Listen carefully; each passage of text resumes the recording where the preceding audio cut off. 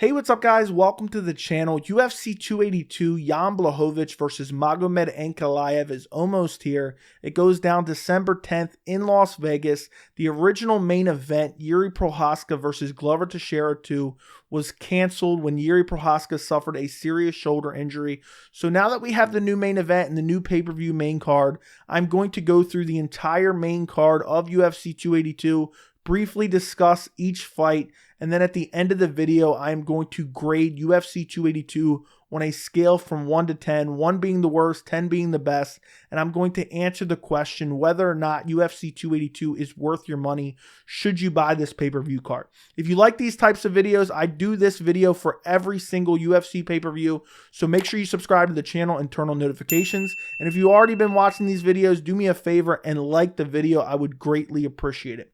So before I get into anything, I've put the entire main card of UFC 282 down in the description. Go take a quick look at it and then comment down below what grade 1 out of 10 would you give UFC 282, and are you currently planning on buying this pay-per-view? I'm genuinely curious of your opinion before you hear mine. Now, how do I grade fight cards? There is 3 most important factors for me when I look at a UFC pay-per-view. 1, how is the fight relevant to the division? Is it a contender fight? Is it a number 1 contender fight? Is it a championship level fight? 2, the skill level of the fighters. Is it the elite of the elite? Or is it just kind of, are these fighters there just to fill a spot on the pay-per-view main card? And 3, is the fight an exciting matchup on paper? Those are the 3 most important factors to me when I look at a pay-per-view main card and try to grade the fights. So starting off with the main event, you have Jan Błachowicz versus Magomed Ankalaev. And I'm not particularly pumped for this matchup. Don't get me wrong, I think this was the only fight to make once you exclude Glover Teixeira from the situation, because basically Jiri Prochazka pulled out with a shoulder injury. Glover Teixeira was offered to fight Magomed Ankalaev for the undisputed light heavyweight title because Jiri Prochazka vacated the belt. So this fight doesn't get any more important than an undisputed UFC belt. And what happened is the UFC offered Glover the Magomed Ankalaev fight. Glover said, I don't want to fight Ankalaev on short notice, which I don't blame him. So they took the original scheduled co-main event, which was Magomed Ankalaev, Jan Błachowicz, which was considered a number 1 contender fight. They elevated it to the main event, and they made it for the undisputed UFC title. There was some talk that Glover Teixeira apparently wanted to fight Jan Błachowicz instead, but that was a rematch from about a year ago where Glover Teixeira absolutely dominated it. And nobody wanted to see that fight, in my opinion. I know like Ariel Helwani's been saying, oh, that was the fight to make, and Glover Teixeira got screwed. Yes, it is a shitty situation for Glover Teixeira, but nobody wanted to see Teixeira versus Blachowicz too. I would have rather them cancel the entire card, honestly. But anyway, how do I feel about this fight? I think this is an interesting matchup. It doesn't get me particularly hyped, but you have Jan Błachowicz, who has that legendary Polish power, who can knock out any man. And you have Magomed Ankalaev, who is very well-rounded, who a lot of people are super high on, who a lot of people consider to be a future champion in the light heavyweight division. And, you know, it's for the UFC undisputed title. I think this is a competitive matchup, but I favor Ankalaev, and I would have preferred Ankalaev versus Glover.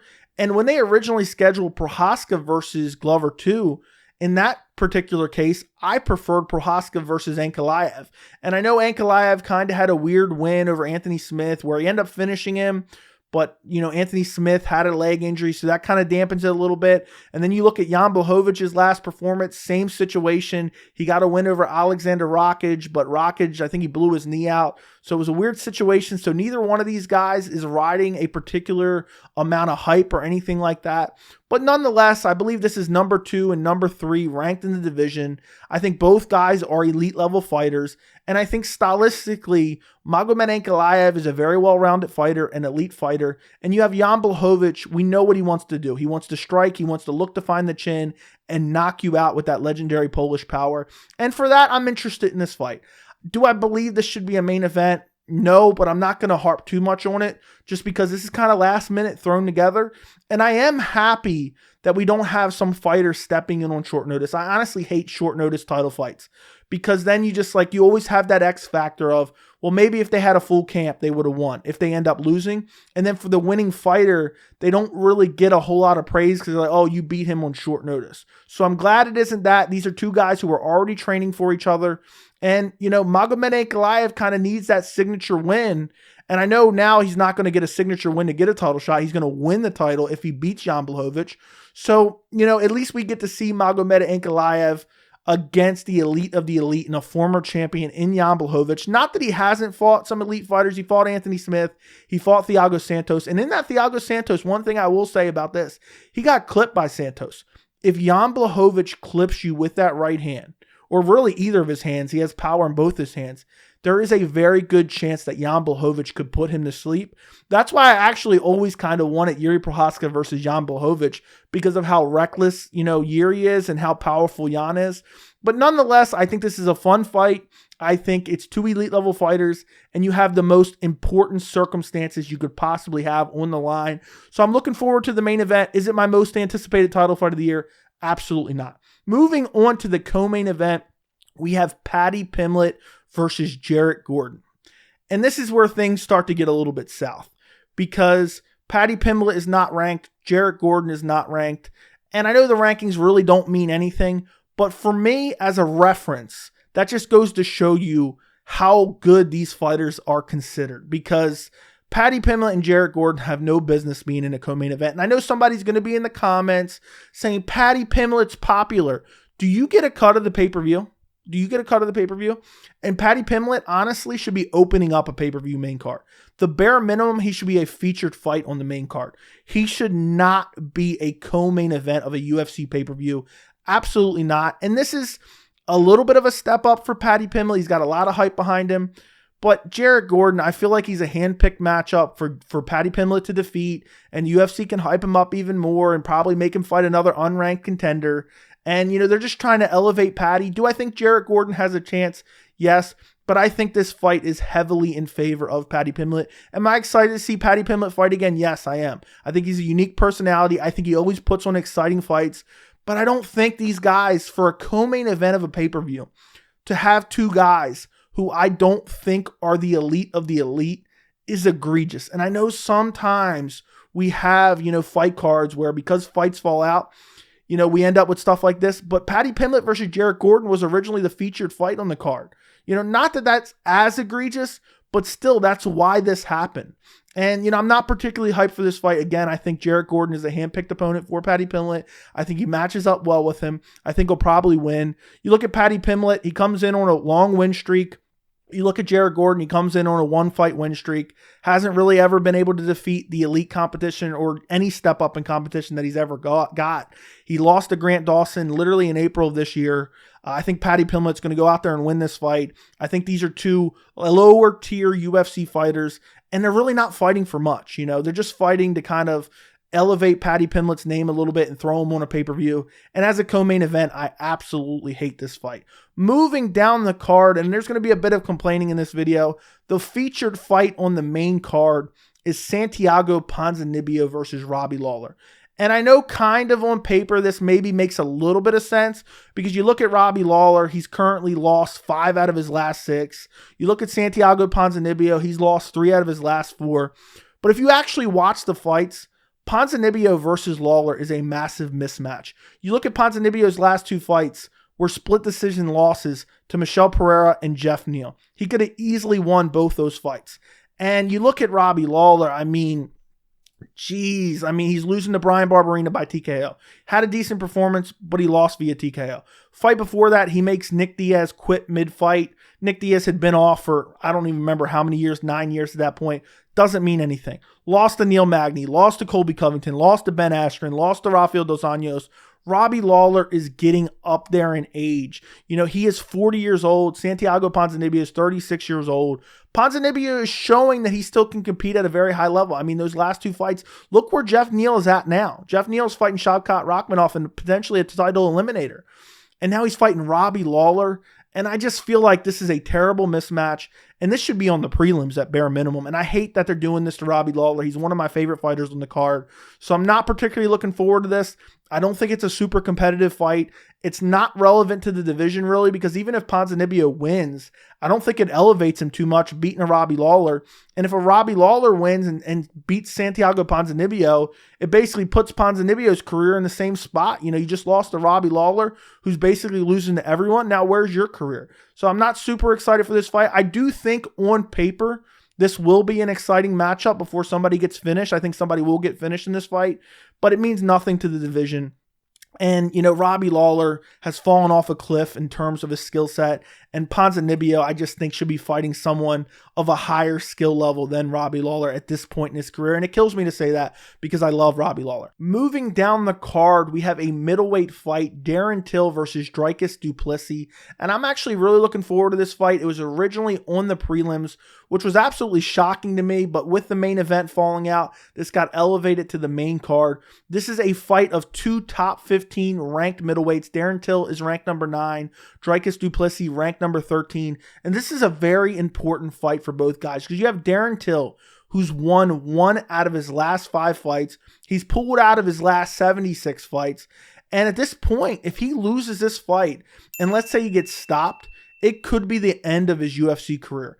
But also, Darren Till is a name in the middleweight division, and I don't think he's more than 2 fights away from a potential title shot, as crazy as that sounds. So Darren Till looks to get his career back on track, and you have Dricus du Plessis, who's on a 5-fight win streak. He's coming off that win against Brad Tavares, and this is the biggest name he's ever fought. And if he can go out there and stop Darren Till, he'll be ranked in the top 10 of the middleweight division.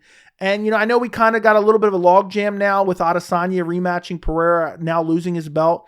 But there's not a lot of contenders who haven't already fought for the middleweight title. So I could totally see Dricus du Plessis maybe 2-3 fights away from a middleweight title shot, depending on what happens in that Pereira-Adesanya fight. So I'm really looking forward to this matchup. I think it's very relevant to the division.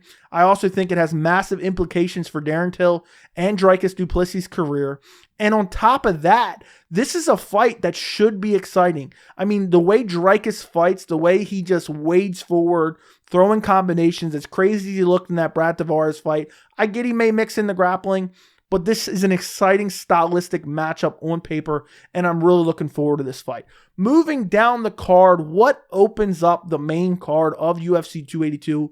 This is actually my favorite fight on the card, and that is Bryce Mitchell versus Ilia Topuria. This is in the featherweight division. This is 2 top 15 ranked featherweights. You have Bryce Mitchell ranked number 9, Topuria ranked number 14, and this is a matchup that I am dying to see. I cannot wait for this fight. Bryce Mitchell was originally supposed to fight Movsar Evloev. That was canceled. I was super disappointed when that was canceled. But this is the next best thing. Bryce Mitchell versus Ilia Topuria. You have Bryce Mitchell, who's 15-0. You have Topuria, who's 12-0. Both undefeated fighters. Both ranked contenders in the top 15 of the division. And I think this is one of those fights where the fighters can prove they belong in that top 10 and in that title contender discussion. Because I think whoever wins this fight is 1, maybe 2 fights away from looking at a featherweight title shot. And the featherweight division is kind of logjam right now too, with the interim title fight with Josh Emmett and Yair Rodriguez and Volk moving up to 55. But if Volk somehow wins the belt at 55 and stays there, the division is wide open, and the winner of this fight could be in a title shot in his next fight. So I'm looking forward to this. Stylistically, it's an amazing fight. You have Bryce Mitchell. We know what he wants to do. He wants to come in, take you down, grapple you. And then you have Ilia Topuria, who I know a lot of people think is a striker, and he has heavy hands, and he's kind of fallen in love with his hands in the UFC. He is a very good grappler and a submission artist himself. So I'm very curious if this fight does go to the ground. How does Bryce Mitchell and Ilia Topuria match up? I'm really looking forward to this matchup. It's relevant to the division. It's a contender fight. You also have the fact that this is an exciting matchup on paper. And on top of that, it's 2 elite level fighters. I'm so excited for this matchup. If I was making this fight card, this would be the co-main event. Obviously, you have to go with Jan Błachowicz versus Magomed Ankalaev as the main event because it is a title fight. But this should be the co-main event if you're making the fights, in order of relevance and, skill sets. I think this should definitely be the co-main event. I am super excited for this featherweight matchup. Now, with that all being said, that's all the fights on the pay-per-view main card. How would I grade UFC 282? So for me, you look at the main event. It's not the greatest main event. I'm excited for it. Don't get me wrong. I like Magomed Ankalaev. I like Jan Błachowicz. I think it's a compelling matchup. but it's just not UFC main event caliber in my opinion, even though it's for a title. But that's not really UFC's fault in this case because Yuri Prochazka pulled out, but it is unfortunate. And then you have the co-main and the featured fight on the card, and they're just not very good fights in my opinion. I don't care for Santiago Ponzinibbio versus Robbie Lawler. I don't care that much about Paddy Pimblett versus Jared Gordon. And one thing I want to talk about before I give you my grade for this card, I understand that the prelims are very solid. You have Chris Curtis versus Joaquin Buckley. You have Jairzinho Rosenstrike versus Chris Daukaus. But we are talking about the pay-per-view portion of this card, and I just think it's a little bit lackluster. I love the main event. I love the fight that opens up the main card, which is Topuria versus Mitchell. And I do love Till versus du Plessis, but that's just not enough. You know, when you have a lackluster main event, the entire pay-per-view main card behind it should be stacked. And I am going to grade UFC 282 a 4.5 out of 10. I just don't think this is a great card. Honestly, for all those reasons I mentioned. I mean, when you have a co-main event and a featured fight on a pay-per-view main card where none of the 4 fighters are ranked, I mean, that just says enough. A 4.5 out of 10, you know, it's better than like a UFC 279, which was absolutely an abomination. But it's just not UFC pay-per-view caliber. And I understand in this case, it wasn't necessarily the UFC's fault. I think if you still had Yuri Prochazka versus Glover Teixeira 2 at the top of this card, it's probably like a 7 out of 10. Honestly, it elevates it that much. But losing a massive fight like that and then building the card in the fashion they did, I just think it kind of knocks it down, and that's why I had to give it such a low grade. As far as whether or not UFC 282 is worth your money, I'm going to say, honestly, if you're on the fence about buying this card, no, I wouldn't buy it if I were you. I mean, basically the pay-per-views are basically $80 now with tax, at least where I am. It's not worth $80 in my opinion. I wouldn't pay $80 to watch this card if I wasn't a diehard MMA fan. So if you're on the fence, absolutely do not buy this card. Hopefully UFC 283 is a little bit better. We're still waiting for a main event to be announced for that. But this card as a whole, you know, is a solid card. It has some solid prelims, but the pay-per-view main card just does not stack up as a UFC caliber pay-per-view. So let me know what you guys think down in the comments. Is my grade absolutely crazy, or do you agree with it? Don't forget to like the video, and thank you so much for watching.